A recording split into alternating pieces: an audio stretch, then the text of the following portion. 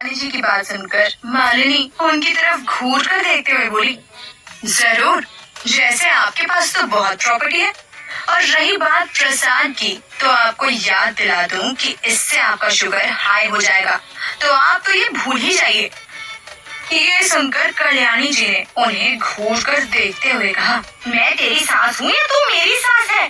भगवान करे तुझे भी तेरी जैसी बहू मिले, तब तुझे समझ में आएगा। ये सुनकर मालिनी किचन की तरफ जाते हुए बोली, फिर तो मेरे भाग खुल जाएंगे। और वहीं यश जी और संजू कब से सास और बहू का ड्रामा एंजॉय कर रहे थे, जैसे ये उनकी रोज की आदत हो गई हो। कल्याणी जी ने एक बार फिर यश जी को घूर कर देखा, जिससे यश जी समझ गए कि वो क्या कहना चाहती हैं। तो वो बोले, हाँ माँ रुकिए, अभी करता हूँ रोहन को फोन। जैसे ही उन्होंने फोन मिलाया, बाहर एक बाइक रुकने की तेज आवाज आई, तो सब समझ गए कि रोहन आ गया। वो दरवाजे की तरफ देखने लगे। एक लड़का व्हाइट कलर की टी शर्ट, लोअर और आंखों पर चश्मा लगाए खड़ा था। उसकी हाइट अच्छी खासी थी, चेहरे पर थोड़ी सी दाढ़ी थी और पीठ पर एक क्रिकेट किट थी। ये हैंडसम कूल बॉय, ये है हमारे हीरो का छोटा भाई और यश जी का छोटा बेटा रोहन सिंघानिया। इन्हें सब प्यार से रो कहकर बुलाते हैं। रो एक स्टेट लेवल क्रिकेटर है। इनका सपना है कि ये एक दिन पूरी दुनिया के सामने अपना क्रिकेट का टैलेंट दिखाए। उम्र 25 के आसपास ये हर लड़की का प्रिंस चार्मिंग है।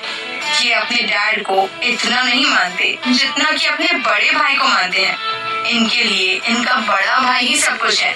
ये अभी अपनी प्रैक्टिस से वापस आ रहे हैं। संजू मुंह टेढ़ा करते हुए बोली, देखो, राक्षस का नाम लिया और वो हाजिर भी हो गया। रोहन संजू के पास जाकर उसके चश्मों को निकालते हुए बोला, हाँ, जहाँ पर तेरी जैसी शूर्पणखा होगी, आखिर वो लोग सुखी कैसे रह सकते हैं। बस ये बोलना ही था कि संजू ने अपने चप्पल निकालकर उसकी तरफ फेंक कर मारी, लेकिन रोहन को लगने से पहले ही वो साइड हो गया। संजू को इस नाम से नफरत थी, इसलिए रोहन उसे इस नाम से ही चिढ़ाता था। संजू अपनी ब्यूटी क्वीन के पास जाकर झूठ मूठ कर रोकर उनके गले लगते हुए बोली, ब्यूटी क्वीन, देख लो कि मुझे क्या कह रहा है। कल्याणी जी संजू को रोते हुए देखकर एकदम घबरा गई और यश जी भी उसके पास आ गए और उसके सर पर हाथ रखते हुए बोले, चुप हो जा मेरी गुड़िया, इसे तो मैं अच्छी सजा दूंगा। जैसे ही रो ने ये सुना, वो अपनी माँ को ढूंढने लगा। रोहन खुद में ही बोला, मरवा दिया इसने मुझे तो, इसकी आंखों में एक आंसू तक नहीं होगा, पर नाटक तो ऐसे कर रही है। अरे मम्मी कहाँ गई, इससे पहले कि डैड मुझ पर ध्यान दे, यहाँ से निकल ले रोहन। जैसे ही रोहन वहाँ से निकलने लगा, वैसे ही उसके डैड उससे कड़क आवाज में बोले, खबरदार, अगर इससे आगे एक कदम भी आगे बढ़ाया तो। जब मालिनी जी यश की इतनी तेज आवाज सुनती हैं, तो वो अपने सर पर एक हाथ मारते हुए बोली, ये लड़का फिर से फंस गया। जानती हूँ इसके पास ना जाने इस बार कितनी मीटिंग्स अटेंड करनी पड़ेगी। जैसे ही घर पर काम करने वाली और उनकी भरोसेमंद आरती ने ये सुना, उसकी हंसी निकल गई। जैसे ही मालिनी जी ने उसकी हंसी सुनी, वो उसकी तरफ देखते हुए बोली, तुम थोड़ा बातों से ज्यादा काम पर ध्यान लगा लिया करो। ये कहकर वो बाहर उन लोगों के पास चली गई। जब कल्याणी जी ने मालिनी जी को किचन से आते हुए देखा, तो वो अपना चश्मा ठीक करते हुए खुद से बोली, लो आ गई अपने बेटे को बचाने। मालिनी जी रोहन के पास आकर बोली, तुम अभी तक फ्रेश नहीं हुए, जल्दी जाओ और फ्रेश होकर आओ। रोहन यश जी के सामने खड़ा होकर अपनी सजा का वेट कर रहा था। वो मालिनी जी की बात सुनकर एकदम से अपना किट लेकर अपने रूम की तरफ भाग गया। जैसे ही यश जी ने ये देखा, उन्होंने मालिनी जी को घूर कर देखा, लेकिन मालिनी जी को कोई फर्क ही नहीं पड़ा। उन्होंने यश जी को पूरा इग्नोर कर दिया। ये देखकर वो कुछ नहीं कह पाए और वहाँ से बाहर की तरफ चल दिए। कल्याणी जी मालिनी की तरफ देखते हुए बोली, मालिनी, सारा काम हो गया ना, और वो लड्डू बने कि नहीं बने? मालिनी जी उनके पास बैठते हुए बोली, हाँ माँ, सब हो गया। आखिर मेरा बेटा पूरे 2 साल बाद आ रहा है, वो भी कश्मीर से। फिर वो उनकी तरफ देखते हुए बोली, अच्छा हुआ जो इस बार उसकी ड्यूटी अपने शहर में ही हो गई, वरना उसके पास तो वक्त ही नहीं है। ये कहकर उनकी आंखें नम हो गई। तब कल्याणी जी मालिनी जी के हाथ पर अपना हाथ रखते हुए बोली, तुझे तो अपने बेटे पर गर्व होना चाहिए, आखिर देश के लिए काम कर रहा है वो। मालिनी जी कल्याणी जी की बात का जवाब देते हुए बोली, हाँ माँ आप सही कह रही हैं, लेकिन क्या करूं, माँ होना उसकी चिंता लगी रहती है। तभी वहाँ पर आरती आकर उनके हाथ में फोन देते हुए बोली, दीदी आपका फोन बज रहा है। मालिनी जी फोन लेते हुए बोली, दो मुझे। जब उन्होंने फोन देखा तो यश जी का फोन था। वो फोन उठाते हुए बोली, हाँ बोलिए, आप मेरे बिना रह नहीं पाए क्या, जो इतनी जल्दी फोन कर लिया। ये सुनकर दूसरी तरफ से यश जी बोले, हाँ वैसे याद तो आपकी आ ही रही थी, पर अभी आयान का फोन आया था और उसने कहा कि वो शाम तक पहुंच जाएगा। ये सुनकर मालिनी जी खुश होकर बोली, मतलब मेरा बच्चा शाम तक घर आ जाएगा। दूसरी तरफ यश जी बोले, हाँ और एक बात और, मालिनी जी अब वो बच्चा नहीं रह गया, और जब हम उसकी उम्र के थे तब तक वो आपका बच्चा हो चुका था। मालिनी जी मुंह बनाते हुए बोली, अरे हो गया आपका, चलिए अब फोन रखिए और हाँ जल्दी से घर आ जाइए। यश जी हंसते हुए बोले, जो हुक्म रानी साहिबा। ये सुनते ही मालिनी जी हंसते और फिर कॉल कट कर दी। मालिनी जी कल्याणी जी की तरफ देखते हुए बोली, माँ आपका लाडला शाम तक आ जाएगा। मालिनी जी की बात सुनते ही कल्याणी जी खुशी से उछल पड़ी और फिर बोली, मेरा शेर आ रहा है, चलकर सारी तैयारियां देखते हैं। मालिनी जी उनके साथ चलते हुए बोली, जी माँ। दूसरी तरफ आर्मी कैंप में एक लड़का भागता हुआ रूम की तरफ जा रहा था। वो रास्ते में न जाने कितने ही लोगों से टकराया था और हर कोई उसे बोल रहा था, भाई देखकर भाग ले। लेकिन उस लड़के को तो जैसे कुछ सुनाई ही नहीं दे रहा था। वो लड़का भागते हुए ट्रेनिंग रूम में पहुंच गया। जैसे ही वो गेट खोलकर अंदर आया, उसने देखा एक लड़का ब्लैक टी शर्ट और आर्मी पैंट पहने हुए खड़ा हुआ था।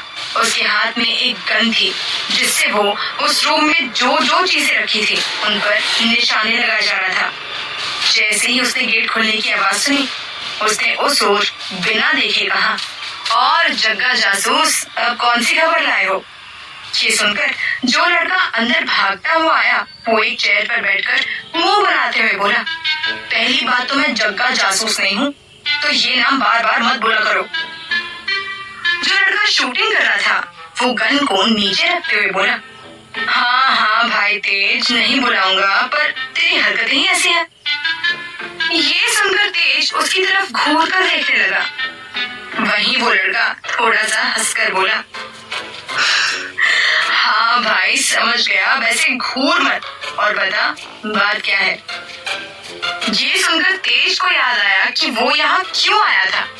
तेज उसकी तरफ आंखें बड़ी करते हुए बोला, यार रौनित, अगर तू ये सुनेगा ना तो तू खुशी के मारे उछल पड़ेगा। रौनित पानी की बोतल टेबल से उठाते हुए बोला, ऐसा क्या है भाई। तेज उसके कंधे पकड़ते हुए बोला, रोनी अपना आयान आ रहा है, वो भी आज ही, शाम को उसकी फ्लाइट लैंड करेगी। तेज की बात सुनकर रौनित जो पानी पी रहा था, पूरा पानी उसके मुंह से बाहर आ गया। पानी सीधा तेज के ऊपर गया। रौनित हल्का सा खांसते हुए तेज की तरफ देखकर बोला, क्या अपना शेर आ रहा है? नहीं नहीं, बब्बर शेर आ रहा है। तेज खुशी से बोला, हाँ रोनी, अपना बब्बर शेर आ रहा है अपने शहर, वो भी आज शाम को। रौनित एकदम से खुश होकर बोला, वाह यार, अपना जिगरी आ रहा है। लेकिन तभी रौनित तेज को घूरते हुए बोला, लेकिन मुझसे तो कहा गया था कि वो 2 हफ्ते बाद आएगा। जैसे ही तेज ने ये सुना, वो चिढ़ते हुए बोला, यार रोनी, मुझे क्या पता, मुझे भी तो अभी रोज से पता चला है। रौनित कुछ सोचते हुए बोला, हाँ यार तेज, तू सही कह रहा है, चल शाम को उसे लेने चलते हैं। इंडिया से बहुत दूर किसी दूसरे देश में एक बहुत बड़ी बिल्डिंग जो दिखने में किसी खंडर से कम नहीं लग रही थी। उसके बेसमेंट के नीचे बहुत सारे कमरे थे। कुछ लोग यहाँ बैठकर न जाने क्या काम कर रहे थे। वहाँ की जितनी भी चीजें थी बहुत ही महंगी नजर आ रही थी। कोई भी बाहर से देखने पर ये नहीं कह सकता कि उस बिल्डिंग के बेसमेंट के नीचे इतना सब कुछ होगा। वहाँ पर सब कुछ बहुत अजीब था। खैर, उन्हीं कमरों में एक कमरे के बाहर एक आदमी खड़ा था। उसके चेहरे के एक्सप्रेशन से वो बहुत ही डरा हुआ लग रहा था। उसने डरते डरते कमरे का गेट ओपन किया। अंदर का माहौल बहुत ही अजीब था। अंदर से बहुत ज्यादा नेगेटिव वाइब्स आ रही थी।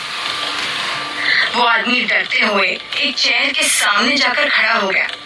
उस चेयर पर एक आदमी बैठा हुआ था जिसने सर से लेकर पांव तक पूरे ब्लैक कपड़े पहन रखे थे।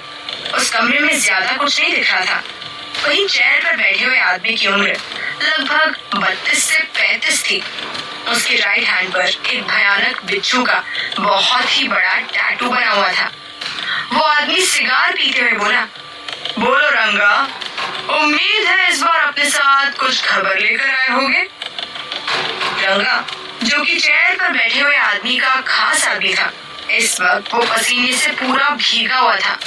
रंगा हकलाते हुए बोला, बॉस, वो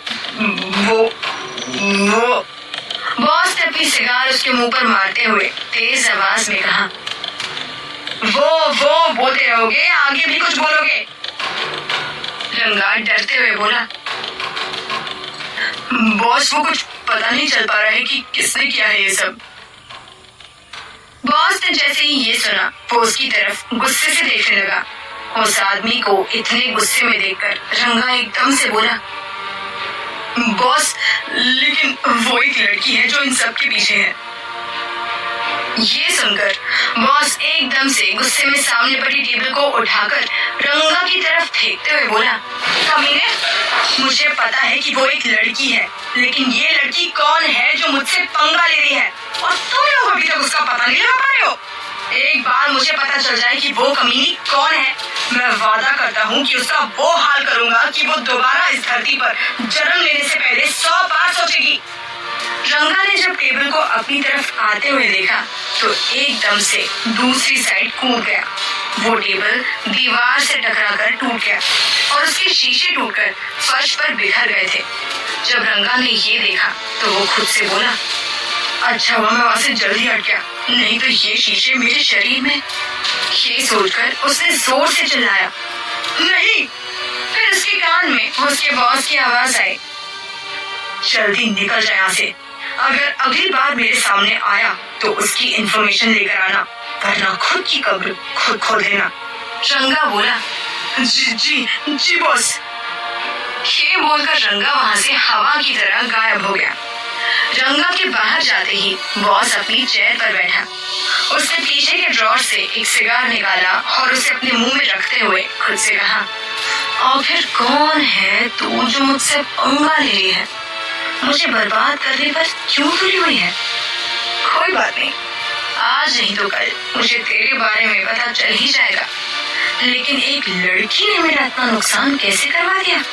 बस एक बार मुझे तेरे बारे में पता चल जाए, फिर तुझे बताता हूँ कि तू किससे उलझ रही है।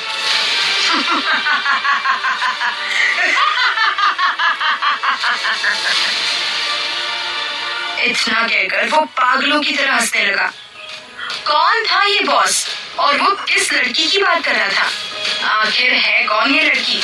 इन सभी सवालों के जवाब जानने के लिए सुनते रहिए हुई तेरी दीवानी। I am Bajrang Day and subscribe on Day FM.